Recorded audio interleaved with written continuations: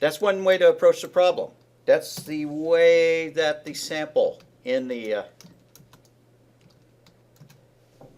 instructions was written. Just give them a lot of descriptions and let them pick the number. That's one way to do it. But you may have wanted it to be a little bit easier to use, where you did something like this. Cout, I don't remember, did you use letters or numbers? Numbers. Okay, so if you are a couch potato, enter 1. Cout, if you are, or if you exercise daily, whatever, enter 2. Cout, if you are a fitness fanatic, enter 3. Like that. And then read that choice in. Now, your first stab at it, you may have done that. Read it into AI. That would be okay, but you then have to convert AI into one of these values. Let's say it was 2.1 and 3.1. I would choose to read it into a separate value entirely.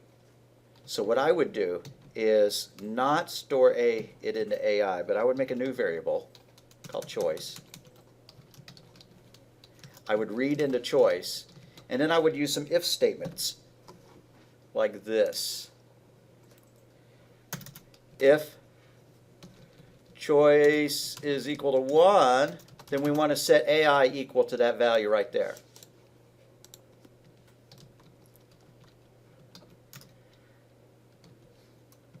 Now I'm not, yeah, I'll go ahead and do it. Else if choice is equal to 2, AI is equal to 2.1.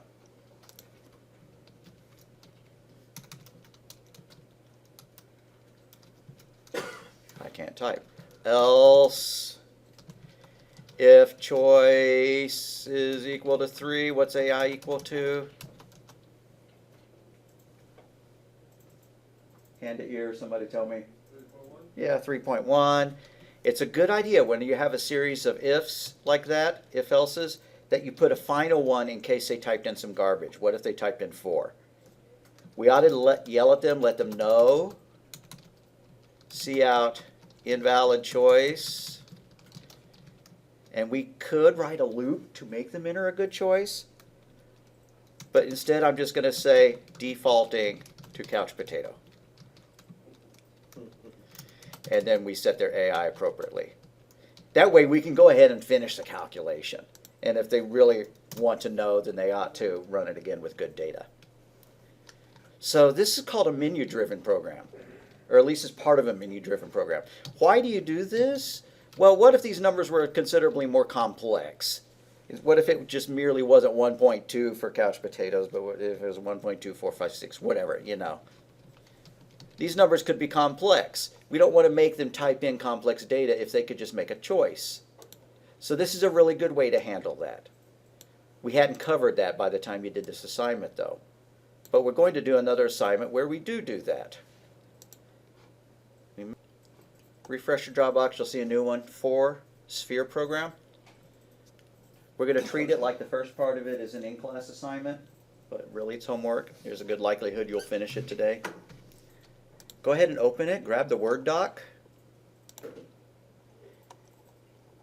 There is a El Supremo bunch of code in it. There's 2 pages worth. 1 page is Java and 1 page is C++. So we're going to use C++. What does the program do? It asks the user for the diameter of a sphere in feet. You know, a beach ball is like 1.5 feet. A golf ball is like, 0.2 feet or something like that. Then prompt the material. Ice, aluminum, or gold. We determine the density based on the material chosen. Now we don't have to do it like experimentally. Science has proven that the density of ice is about 55 pounds per square foot. So if you have a cubic foot, if you have a cubic block of ice, it weighs 55 pounds. If you have a cubic block that's 1 by 1 by 1 feet of aluminum, it's 168 pounds. Check out how much gold weighs. If it's a cubic foot of gold, it weighs 1,200 pounds. So in those adventure games where people open up a chest of gold and it's got like, a giant mountain of gold, that would probably be more than a ton of gold. So it's not really realistic that your dwarf could throw it on his back and walk out with it. So anyways, we'll calculate the mass then with this formula. Mass is equal to volume times density. And then we'll display the results. Now here are some sizes for us to try. We could even make a menu out of them, but the program doesn't currently have a menu for them. A marble is 0.05 feet. A golf ball is 0.14 feet. A baseball is 0.24 feet. Basketball is almost a foot. A beach ball is 1.67. An exercise ball is 2.5 feet. Whatever. So let's find the C++ code, make a new project, and paste all this code in there, unless you just really feel vigorous and want to type it all in. I don't recommend that.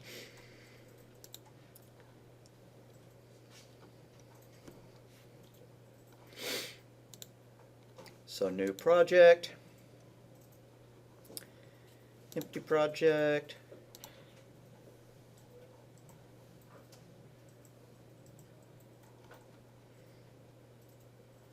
since this is a real piece of homework, you might actually give it a good project name as you're creating it. You know, follow whatever rules you do for when you're creating your homework, rather than just click new and click OK like I do.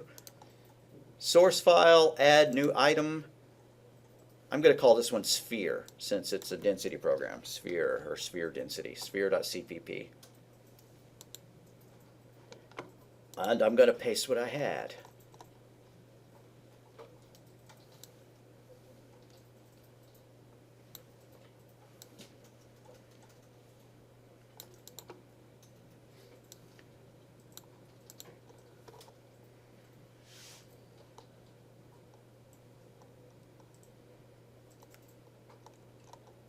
Wow, it's like this entire thing is already done. I thought I'd left a little bit more to do than what I have here. So how does the program work? Once you cut and paste it, you can look. It asks, enter the diameter of the sphere in feet. We read in the radius, but I called it, we read in the diameter, but I called it radius. But how do you convert a diameter to a radius? You divide it by 2. So after they type a number in, I say radius divide equal by 2. I could have used 2 variables, read it into diameter, and then radius is equal to diameter divided by 2. That would have been clearer, actually. Let's do that just because it's bugging me now. Change CIN radius. We're going to have to declare, nah, forget it. Okay. And then cout, enter 1 for ice, 2 for aluminum, 3 for gold. And we let them type in a type. If they want 1, ice, they're going to type in 1. If they want gold, they're going to type in 3. Now we need to calculate the density of the stuff. The density for this is measured in pounds per cubic foot. If they type in 1, we're going to use that value from our little chart. If they type in 2, we're going to use the other value from the chart. If they type in 3, we're going to use the other value. If they didn't type in anything correct, I guess we're just stuck with using a density of 0. We could put an else statement in there that says, you didn't choose anything right. Then there's a calculation. This first calculation, for those who care, is a calculation of the volume of a sphere. Then the next one is the equation for calculating mass based on volume by density. And this isn't a physics or chemistry class, so whether we understand this or not isn't real important. Then, results. The volume of it is that many cubic feet, and the weight of it is that many cubic feet. A couple of things that would be nice. One would be to make this thing loop. And the other thing would be to fill in more materials, which is going to be the next part of the assignment. How do you make something loop? Yeah, what we do is we create something like, I'm just going to use the word repeat because I don't think it's a keyword, and I'm going to set it equal to yes or y or something, and then I'm going to have a while in there that says while repeat is equal to that variable. Do a bunch of stuff. And then the very last thing I'm going to do is ask them if they want to repeat. Cout do you want to run again? Y/n. And then let them type in repeat, you know. And then if they enter Y, it will loop. If they don't, it will exit the while loop. Not that we've talked about while loops a lot, but we're getting the idea from the few times that we've seen it. That's how we can make it loop. It's really pretty easy. Why don't we go back into our code and see if we have included strings? No, we have not. So we could change our idea of what I just showed to press 1 to continue, 2 to quit, or something like that. But I like the idea of typing in Y, so I want to use strings. Let's tack this on. # include string. Isn't that called a user query? Yeah, this is a repeating by user query. This one would not be as appropriate for using a Sentinel value because it's asking 2 questions. You know, enter the diameter of the sphere in feet or -1 to exit. That would work, but let's do user query. So really, I want all of this code to be in my while loop. So the very first thing you do after main is to declare a string, call it repeat, initialize it to a lowercase y or uppercase y or the word yes, whatever you feel like making them type. And then do this. Underneath that word, let me zoom in, type while repeat equals y. And a while is just like an if statement, except when it hits the bottom of the body of code, it doesn't merely exit it. It runs back up and checks the while condition again. And if it's still true, it repeats all the code. Now you see all of this stuff all the way down to this return statement. Oh, it looks like we're missing our system pause at the bottom. We'll have to fix that. I didn't even let y'all run this to make sure it worked. That was kind of dumb.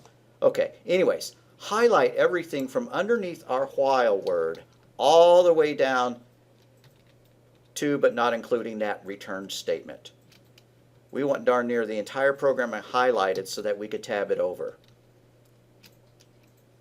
Tab it over, and then we need to add an opening brace under while. So there should be an opening brace under that word while. It adds a closing brace right there too. Delete that. We don't want it there. And then go down to that return statement and put a closing brace right before it. All right, I know I've scrolled up and down too much, so let me make some marks about what we just added. I added that. I added that. I added that. I tabbed everything after that all the way down to the bottom except for the return statement. And above the return statement, I put a closing brace. There I go with my Python comment symbols. Erase those. There we go.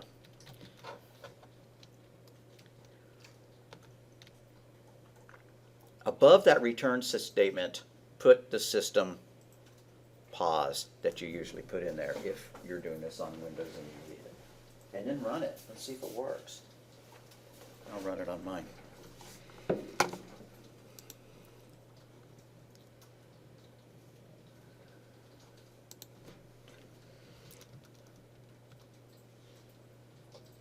I forgot to ask the question, so it's just going to run forever.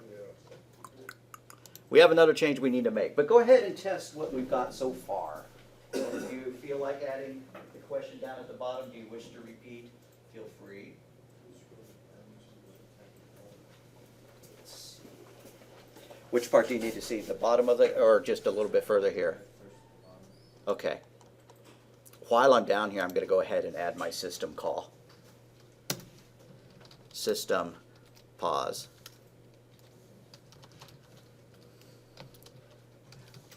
So we needed to add that closing brace, and we need to put that, but there's one more thing we're going to need to put before that closing brace, which is to ask the question if they wish to repeat.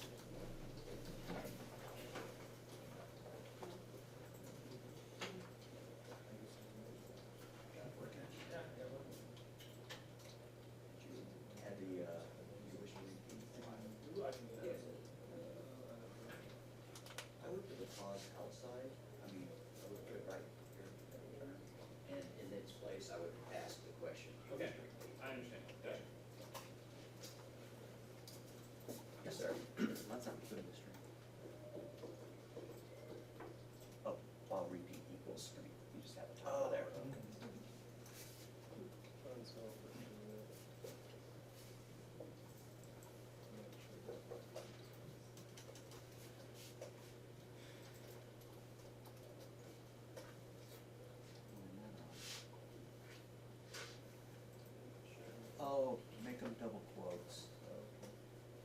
I'm not really sure why that broke it, but let's do that. Okay. And then double quotes.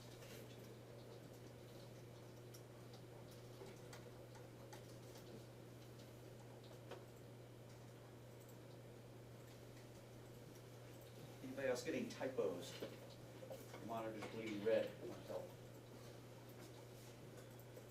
All right.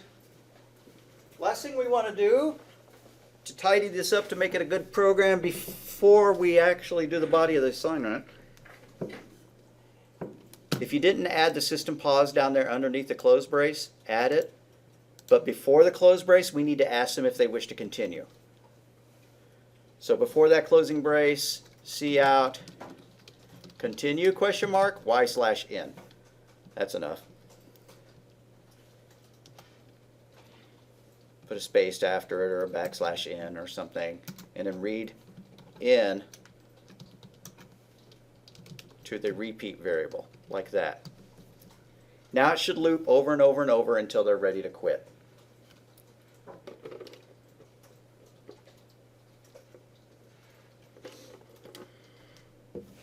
I feel like playing with it and finding out how much a gold golf ball weighs. So I'm going to run it.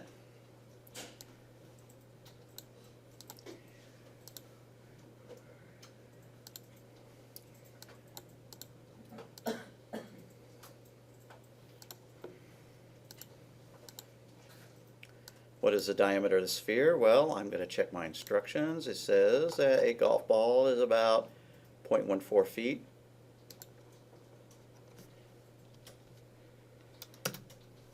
I want a gold one. And it says that a gold golf ball weighs about 1.7 pounds. That's pretty cool. Useful knowledge. Alrighty. Once you get that working, let's look at the last page of the assignment sheet.